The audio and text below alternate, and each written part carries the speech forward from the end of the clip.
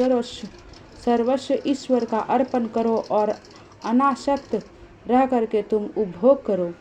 दूसरे के धन को प्राप्त करने की असृपा मत रखो। यह सारा जगत ईश्वर के व्यापक है, अर्थात प्रभु सर्वव्यापक है। ऐसे जो मनुष्य सोचेगा वह कभी भी किसी को भी द्रोह नहीं कर पाएगा।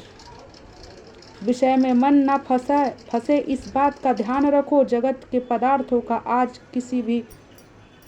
किसी का ही हुआ है और ना होगा, फिर भी मनुष्य उसके ममता रखता है और अपनी आसक्ति बढ़ाता है। ऊपर बताओ हुआ अद्वैतवाद सुंदर है, द्वैतवाद का त्याग करो। ऋषि के मोक्ष पाने के पहले सत्कर्म करते थे और सत्कर्म करने वाले मनुष्य ही निष्काम भाव से प्राप्त करते हैं। ईश्वर को भी कर्म करने पड़ेगा, परंतु ईश्वर किसी भी कर्म का आसक्त नहीं होता है, वे तो अनासक्त रह करके कर्म करता है। रामकृष्ण यदि अवतार में मनुष्य को श्रेष्ठ आचरणों का आदर्श बताने के लिए भगवान का सत्कर्म किया है। कर्म के किए बिना चलेगा नहीं। कसी छन्नमपि जातु तृष्टता कर्म कृत्य, अर्थात अंत आसक्त रह करके ही कर्म करो। तीसरे मनु हुआ है उत्तम। प्रभु ने सत्यसेन के रूप में अवतार धारण किए थे।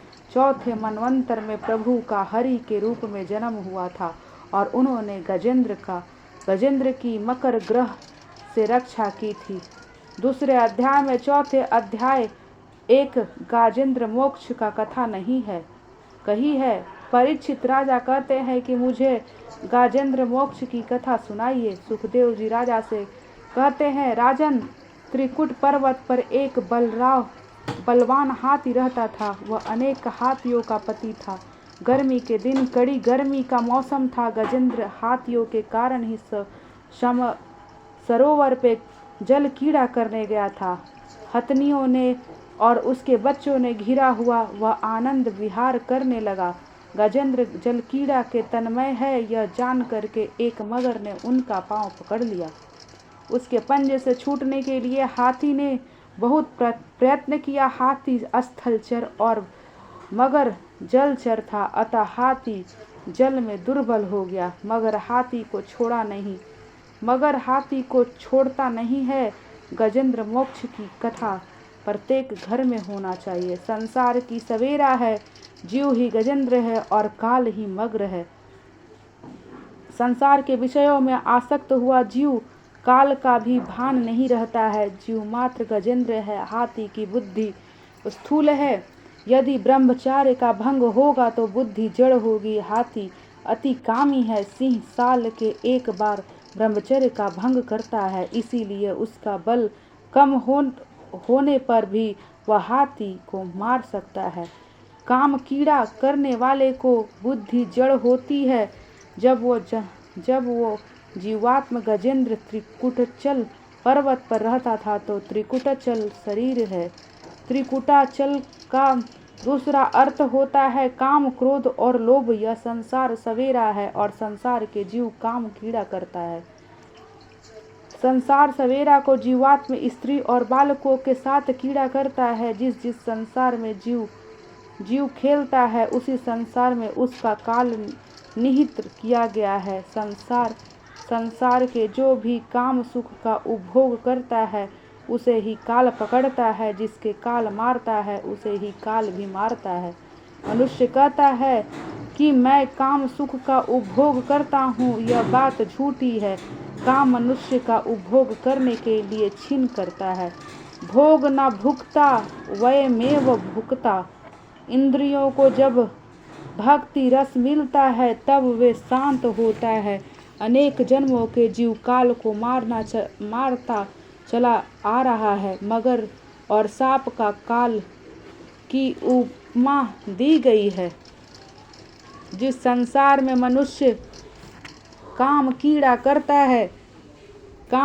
करता है वहाँ काल रहता है और जिस समय जन्म होता है उसी समय स्मरण और समय का नियम किया गया है। नियत किया गया है।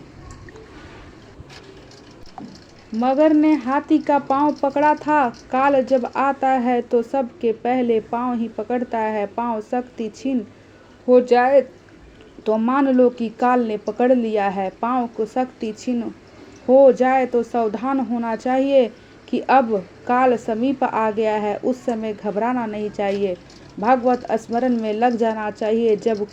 जब काल आकर के पकड़ेगा तब तुम्हें ना पत्नी छुड़ा सकेगी और ना ही पुत्र। जब काल पकड़ेगा तब कोई भी प्रयत्न नहीं आएगा काम। उस मगर ने जब हाथी का पैर पकड़ा तो तब ना तो हथनियाँ और ना बच्चे ही उसे छुड़वा सके और ना ही दूसरी हाथी। मनुष्य को जब काल पकड़ता है तो उसको कोई भी नहीं बचा सकता है। पत्नी पुत्र संबंधी कोई भी नहीं बचा सकता है काल के सुख से। काल के सुख में भी वही छूटेगा जिसको परमात्मा का दर्शन होगा। काल श्री कृष्ण के दर्शन से काल का नाश होता है। काल मगर के मुख में से श्री हरि का सुदर्शन चक्र को छुड़वा सकता है। मगर के मुख में छूटने के लिए हाथी ने बहुत ही प्रयत्न किया, परंतु उसके प्रयत्न काम न आया। हथनियाँ और बच्चे ने भी प्रयत्न किया, परंतु कुछ भी काम न चला। जब काल पकड़ता है तो कोई भी प्रयत्न काम नहीं आता है। 1 महीने इसी प्रकार दोनों के बीच युद्ध चलता रहा, मगर हाथी के गहरे पानी में खींचता चला जा रहा था, अतः अब हाथी मर जाएगा। ऐसा सोचकर हथनियाँ तो उसका त्याग करने चली गई। मनुष्य के जन्म से पहले उसका कोई संबंधी नहीं था और ना मरने के बाद कोई संबंधी रहेगा। फिर भी जन्म और मरण दोनों के बीच के समय जो है, उस समय में उसे एक दूसरे के बिना चैन नहीं आता है, परंतु अंतकाल में कोई भी काम नहीं आता है। मनुष्य ऐसा इच्छा रखनी चाहिए कि मेरे ऐसी हालत हो तो किसी भी मुझे प्रभु के बिना चैन ना आए। गजेंद्र अब मर जाएगा, ऐसा सोचकर सब उसको छोड़कर चले गए। गजेंद्र अकेला ही रह गया। मनुष्य भी जब अकेला हो जाता है तब जाकर के ज्ञान जागृत होता है। अकेला अर्थात जब जेब में पैसा भी ना हो तब ज्ञान जागृत होता है और ईश्वर का स्मरण आता है। दुर्बल का बल राम है।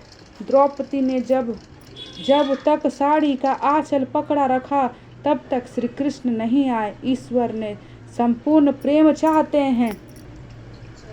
जीव ईश्वर को थोड़ा सा प्रेम देते हैं, अतः ईश्वर मदद नहीं करते।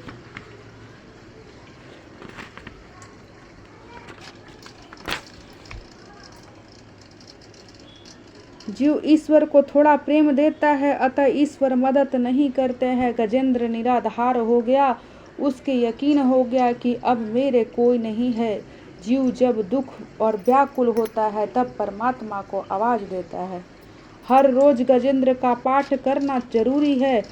बूढ़ा जब बीमार पड़ेगा और अधिक दिन बीमार रहेगा तो सब ऐसा इच्छा करेंगे कि यह बूढ़ा मर जाए तो अच्छा हो। बेटा छुट्टी लेकर आया है और बूढ़े की बीमारी बढ़ती जा रही है तो वह कहेगा मैं जा रहा हूँ, मेरी छुट्टी खत्म हो गई है। बूढ़े को कुछ हो जाए तो खबर करना।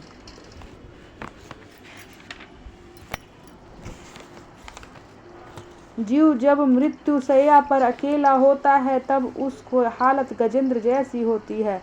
अंतकाल में जीव का ज्ञान होता है, परंतु तब तक ज्ञान उसके कुछ काम नहीं आता है। मनुष्य घबराता है और सोचता है कि मैंने मरने की कई तैयारी नहीं की है, अब मेरा क्या होगा।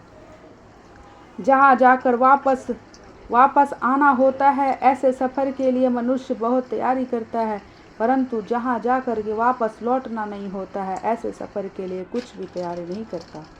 परमात्मा को राजी करोगे तो तुम्हारा बेड़ा पार होगा। वह गजेंद्र पशु है, पशु होकर भी वह परमात्मा को आवाज़ देता है, परंतु मनुष्य और मृत्यु शैया पर पड़कर भी हाय हाय ही करता है और पर हाय हाय करने से क्या क्या मिलेगा।